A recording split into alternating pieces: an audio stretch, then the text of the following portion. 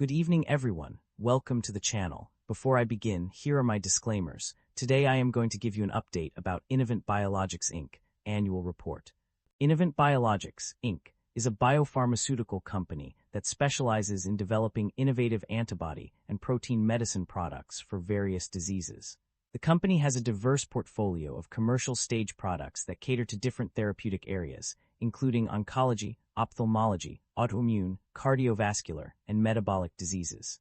Some of the notable products offered by INNOVENT Biologics include TYVYT sintilimab injection for cancer treatment, BYVSDA bevacizumab injection for eye disorders, SULNNO adalimumab injection for autoimmune diseases, HALPRYZA rituximab injection for blood cancers, and PEMAZYRE pemigatinib for certain types of cancer. The company also offers other products such as olverembatinib, Cyramza ramucirumab, Ritsevmo selpercatinib, FUCASO equicabtagene autoleucel, and SINTBILO tafilsimab injection.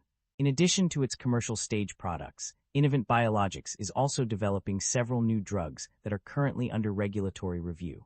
The company has 3 assets in Phase 3 and pivotal clinical trials, as well as 15 molecules in early clinical stages of development. Furthermore, the company provides consultation and research and development services, and sells and distributes pharmaceutical products. Overall, INNOVENT Biologics is a leading biopharmaceutical company that offers a wide range of innovative medicine products for various diseases.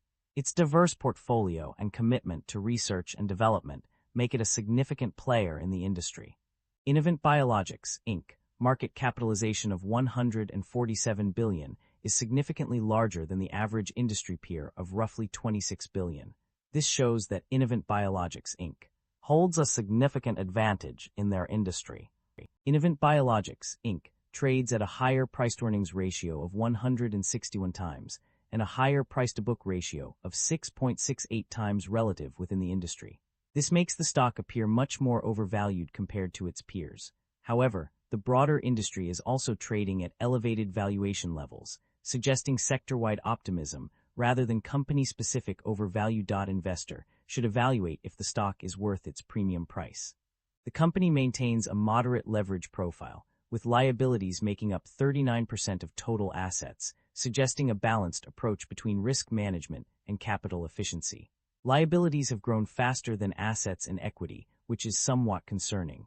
However, asset growth remains positive, suggesting management may be temporarily leveraging liabilities to fund expansion. Shareholder equity has grown consistently, but operating income growth is weak or inconsistent. Equity expansion may be driven by financing activities rather than core business profitability. The share count has increased over the past 5 years, while revenue has continued to grow. This suggests the business may rely on shareholder dilution to fund expansion. Investors should closely monitor whether growth can eventually be sustained without dilution. The income statement shows that the company have been growing its revenue annually, but the operating income have not been increasing. This shows that the business is under pressure with rising cost. The primary drivers of revenue growth for a company can be attributed to several key factors. A successful launch and rapid ramp-up of high-potential cardiovascular and metabolism assets, as well as sustained leadership in the oncology field, have contributed significantly to revenue growth.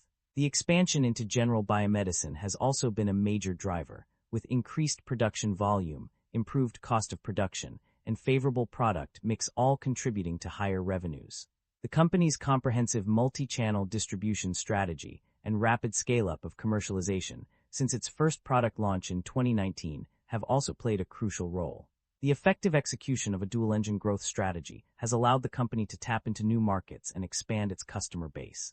Additionally, the launch of new products such as limertinib, DOVBLERON, JAYPRCA, and TABUSUN in oncology, and mazdutide, SINTBILO, SYCUME, and PCONDLE in general biomedicine have been major contributors to revenue growth.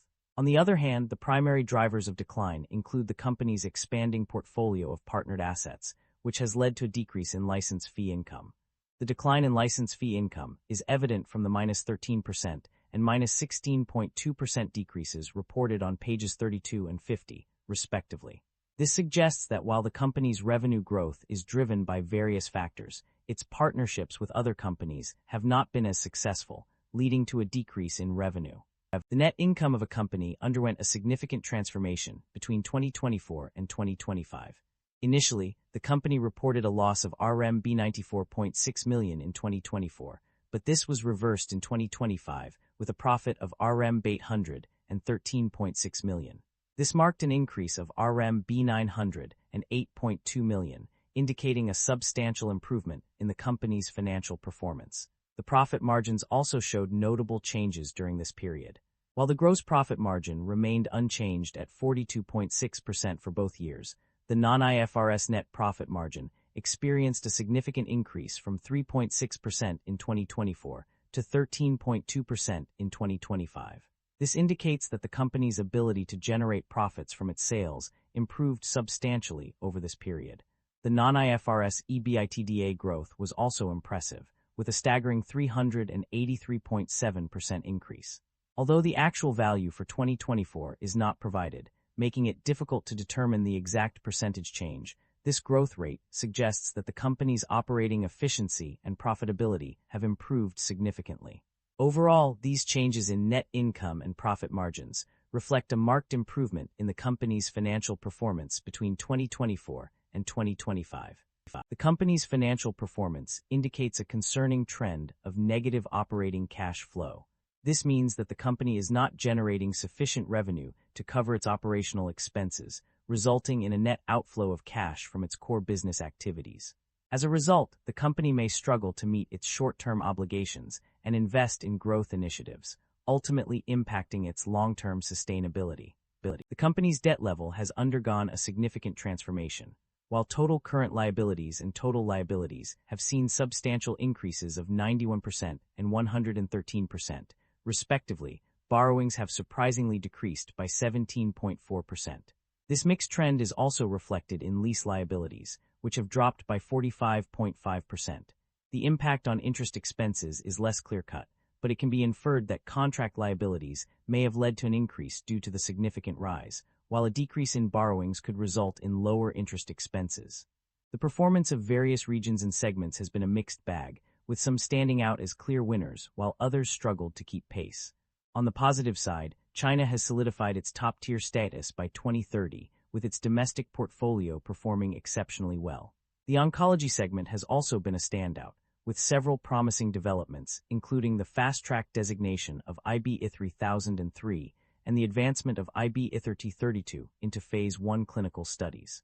Biomedicine has also shown promise, with positive results from Phase 1 trials in both China and the US. In addition to these strong performers, certain disease areas have also seen robust results. In SCLC, non-small cell lung cancer has yielded impressive outcomes, while melanoma has shown potential with the initiation of a pivotal Phase 2 study in China. However, not all regions and segments have fared as well. Europe, for example, saw no data available for 2024, indicating a lack of revenue contribution from this region. The US also experienced a decline in revenue, despite having a strong oncology foundation. International markets showed potential for growth, but the performance was mixed. Overall, while some regions and segments have excelled, others continue to struggle, highlighting areas that require improvement and investment. That concludes the financial summary for INNOVENT Biologics Inc. Feel free to comment below, and I will be happy to answer them when possible.